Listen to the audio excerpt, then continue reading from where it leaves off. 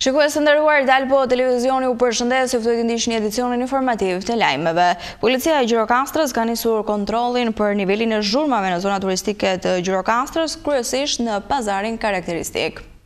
Policia ka nisur kontrollet për nivelin e zhurmave në zona turistike të Gjirokastrës. Në vijim të masave sensibilizuese janë organizuar takime informuese me administrator, pronar subjekte kryesisht në zona turistike, aktivitetet të cilëve gjenerojnë zhurma nga muzika. Gjithashtu ka nisur zbatimi i detyrave të parashikuara në planin e masave për garantimin e sigurisë publike përgjatë sezonit turistik veror. Strukturat e sigurisë publike të Drejtorisë Vendore të Policisë Gjirokastër në bashkëpunim me ato të Komisariatit të Policisë Gjirokastër përgjatë ditëve të fundit, sipas hartëzimit të zonave me ndotje akustike, kanë organizuar grupe kontrolli në terren. Në kuadër të këtyre kontrolleve janë testuar me masës të zhurmës disa ambiente dhe subjekte të hapura dhe të mbyllura në zona turistike për verifikimin e respektimit të nivelit kufi të lejuar të zhurmës të përcaktuar në ligjin numër 9774 datë 12/7/2007 për administrimin e zhurmës në mjedis i ndryshuar. Matjet e realizuara sipas kushteve të përcaktuara në procedurën standarde për këtë qëllim kanë rezultuar brenda kufive të lejuar. Krahas matjes së nivelit të zhurmës, strukturat përgjegjëse kanë ushtruar kontrolle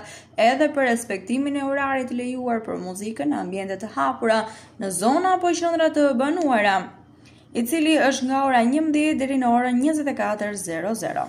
Jemi në këto momente me zhvillimet kryesore nga vendi.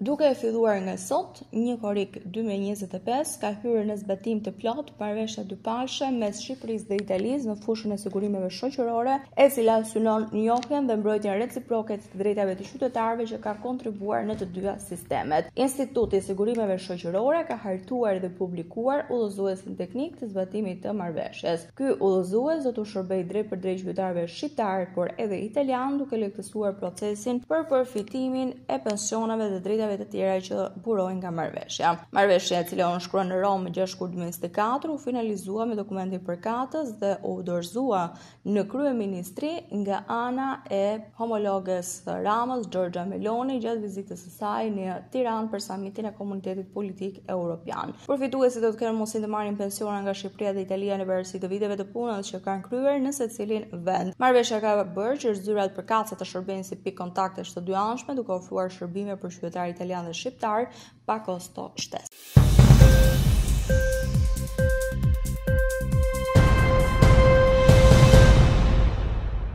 Ministri i Kulturës, Ekonomisë dhe Inovacionit, Blendi Goxha, është shprehur se tregu i punës vijon të shënojë një përmirësim në 3 muajin e parë 2025, duke reflektuar një rritje të mundshme ekonomike nëpërmjet politikave aktive të punësimit. Ai ka theksuar se shkalla e punësimit për moshën 15 deri në 64 vjeç ka arritur në 69.5% me një rritje 1.2% krahasuar me vitin 2024 në periudhën e fazës së parë. Gjithashtu, shkalla e papunësisë për moshën 15+ ka zbritur në 8.7% me një ulje prej gati 0.1%, krahasuar me vitin 2024. Ai ka theksuar se këto rezultate e bëjnë Shqipërinë më mirë me vendet e tjera të Bashkimit Evropian.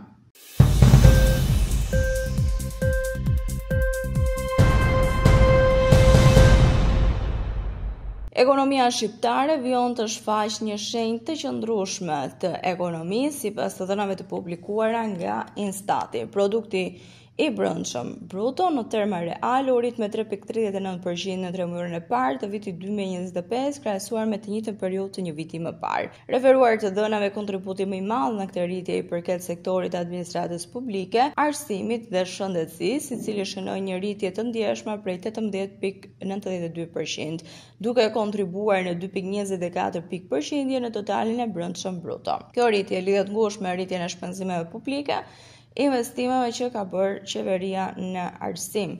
Po ashtu, sektori i pasurive të paluajshme që ka një trend pozitiv. Edhe grupi i tregtisë, transportit dhe akomodimit ka shënuar një rritje prej 2.12%. Në krahasim me 3 muajin e 4 të vitit 2024, prodhimi brendshëm bruto i përshtatur sezonalisht shënoi një rritje me 0.65%. Të dhënat e Instatit tregojnë se konsumi final i popullatës ka shënuar një rritje prej 2.47%.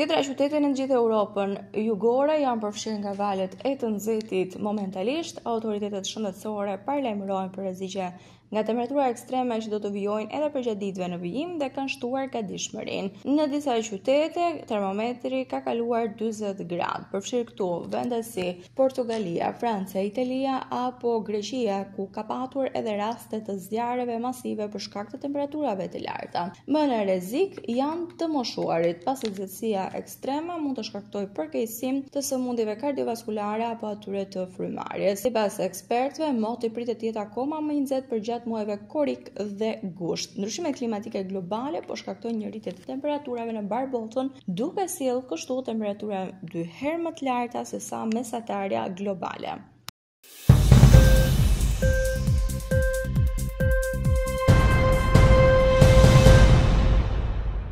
Presidenti i Ukrainës Volodymyr Zelensky ka kërkuar Gjermanisë të dërgojë sisteme shtesë-mbrojtëse ajrore Iris-T për të përballuar sulmet e ashpra me raketa dhe dronë nga Rusia. Bëri këtë kërkesë gjatë takimit me ministrin e jashtëm gjerman Johan Wadefull në Kiev. Kjo ishte vizita e parë e këtij të fundit në kryeqytetin e Ukrainës që nga marrja e detyrës së tij në fillim të majit.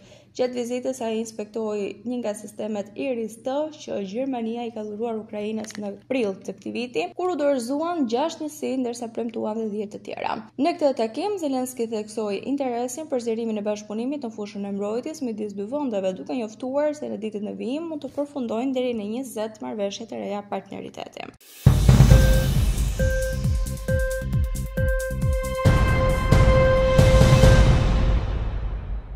Forcat izraelite kanë vrarë të paktën 67 njerëz në rripin e Gazës, duke kryer kështu sulme ajrore në pjesë të ndryshme të territorit palestinez, ka thënë dëshmitarët. Spitalet dhe zyrtarët shëndetësor. Një sulm ajror ka goditur kafen Al-Baqa në qytetin e Gazës, kur ajo ishte mbushur me gra dhe fëmijë të cilët ndodheshin brenda duke kërkuar ushqim.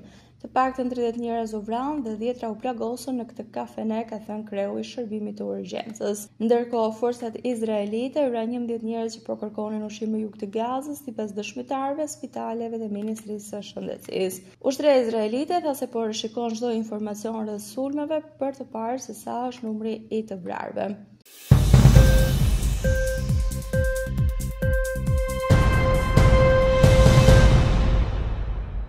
Ishte gjithçka e përgatitur për këtë edicion informativ lajmesh. Unë ju falenderoj për vëmendjen tuaj. Bashkë mirëpafshim.